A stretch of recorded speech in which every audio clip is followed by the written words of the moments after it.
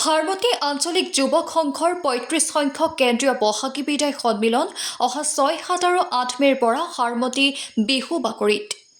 লখিমপুৰ জিলা হাৰমতি আঞ্চলিক যুৱক সংঘৰ উদ্যোগত হাৰমতি উচ্চতৰ মাধ্যমিক বিদ্যালয় প্ৰাংগণৰ বিহু বাকৰিত অহা ৬, ৭ আৰু ৮ মে' তাৰিখে ৩-দিনীয়া বৰ্ণাঢ্য কাৰ্যসূচীৰে অনুষ্ঠিত হ'ব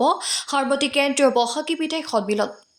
উদযাপন সমিতিৰ সভাপতি সীমান্ত নেওগে কয় যে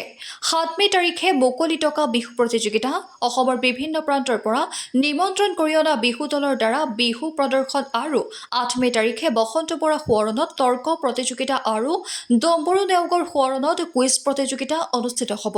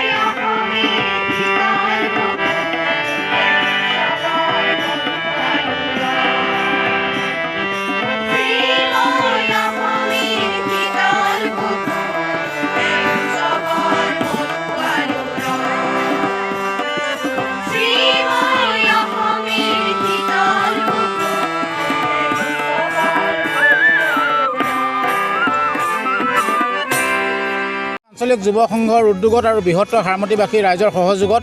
অহা কাইলৈ অৰ্থাৎ ৬, ৭ আৰু ৮ মে' তাৰিখে হ'বলগীয়া ৩-দিনীয়া বৰ্ণাঢ্য কাৰ্যসূচীৰে বহাগী বিদায় সন্মিলনখন আমি আয়োজন কৰিছোঁ আৰু ইতিমধ্যে আমাৰ ৩-দিনীয়া প্ৰস্তুতি প্ৰায় আমাৰ সম্পূৰ্ণ হৈছে, আপোনালোকে দেখিবলৈ পাইছে। গতিকে ক'ব বিচাৰিছোঁ অহা কাইলৈ পুৱা হাৰমতি আঞ্চলিক যুৱ সংঘৰ পতাকা উত্তোলন,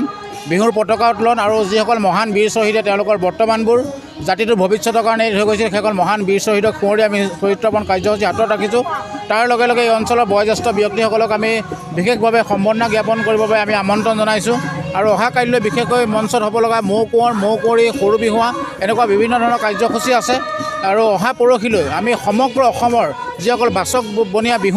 বিহু দলসমূহক আমি আমন্ত্ৰণ কৰি আনি মঞ্চত পৰিৱেশনৰ কাৰণে আমি আমন্ত্ৰণ জনাইছোঁ। সুদূৰ শিৱসাগৰৰ পৰা শিৱসাগৰ চৰাইদেউ বিহু দলক আমি আমন্ত্ৰণ জনাইছোঁ আৰু মঙলদৈ জিলাৰ চিপাঝাৰৰ পৰা আমি সাঁচিপাতৰ বিহু দলটো এইবছৰ হাৰমতিলৈ আমন্ত্ৰণ জনাইছোঁ। তাৰ বাবে আমাৰ ওচৰ চুবুৰীয়া শোণিতপুৰ জিলাৰ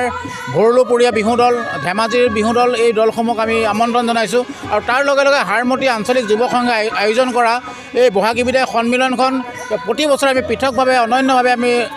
ৰূপায়ণ কৰিবলৈ চেষ্টা কৰোঁ, যিহেতু উঠি অহা যুৱক যুৱতীসকল বা ছাত্ৰ ছাত্ৰীসকলক আমি ঘাই শিপাৰ সৈতে চিনাকি কৰাৰ প্ৰতি বছৰে আমি প্ৰয়াস কৰি আহিছোঁ। বিশেষকৈ সমগ্ৰ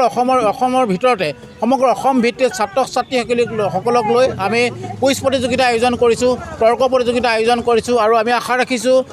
হাৰমতি আঞ্চলিক যুৱ সংঘৰ উদ্যোগত হ'ব লগা ৩৩ সংখ্যক কেন্দ্ৰীয় বহাগী বিদায় সন্মিলনত সমগ্ৰ অসমৰ প্ৰতিখন জিলাৰ পৰা আহি আমাৰ এই কুইজ প্ৰতিযোগিতা তৰ্ক প্ৰতিযোগিতাত অংশগ্ৰহণ কৰিবলৈ অহা ছাত্ৰ ছাত্ৰীসকলক আমি আমন্ত্ৰণ জনাইছোঁ আৰু নিশালৈ আমাৰ অসমৰ জনপ্ৰিয় কণ্ঠশিল্পী দীপলীনা ডেকাই গীত পৰিৱেশন কৰিব। গতিকে হাৰমতি আঞ্চলিক যুৱ সংঘৰ উদ্যোগত অনুষ্ঠিত হ'ব লগা 35 সংখ্যক কেন্দ্ৰীয় বহাগী বিদায় সন্মিলনত আমি সমূহ হাৰমতিবাসী ৰাইজৰ সহায় সহযোগিতা বিচাৰিছোঁ। আমি ভাবিছোঁ হাৰমতি অঞ্চলত বৃহত্তৰ বিভিন্ন জাতি জনজাতি জনগোষ্ঠী ধৰ্মাৱলম্বী লোকেৰে হাৰমতিত বসবাস কৰি আছে। আমি সকলোকে সমন্বয় বাৰ্তা দি অসমীয়া জাতীয় জীৱনৰ কাৰণে আহি থাকিবলগীয়া দিনত যাতে আমি অসমীয়া জাতিটো এইখন অসমত মূৰ দাঙি থিয় হৈ জীয়াই থাকিব পাৰোঁ, তাৰ পৰিৱেশ সূচনা কৰিব যাতে আমি পাৰোঁ এই বিহু সন্মিলনৰ যোগেদি। আৰু হাৰমতি আঞ্চলিক যুৱ সংঘই 35টা বসন্ত একাধিক্ৰমে একেৰাহে তেখেতসকলে বিহু অনুষ্ঠান আয়োজন কৰি আহিছে। মই পুনৰবাৰ হাৰমতি আঞ্চলিক যুৱ সংঘৰ হৈ সমগ্ৰ অসমবাসীক আমি সহযোগিতা বিচাৰিছোঁ, আশীৰ্বাদ বিচাৰিছোঁ যাতে তিনিদিনীয়াকৈ বিহু সন্মিলনখন আমাৰ সফল আৰু সুন্দৰভাৱে কৃতকাৰ্যতা যে আমি আগবঢ়াই লৈ যাব পাৰোঁ, তাৰে মনে প্ৰাণে সকলোৱে আশীৰ্বাদ আৰু শুভাশীষ বিচাৰিছোঁ। ধন্যবাদ।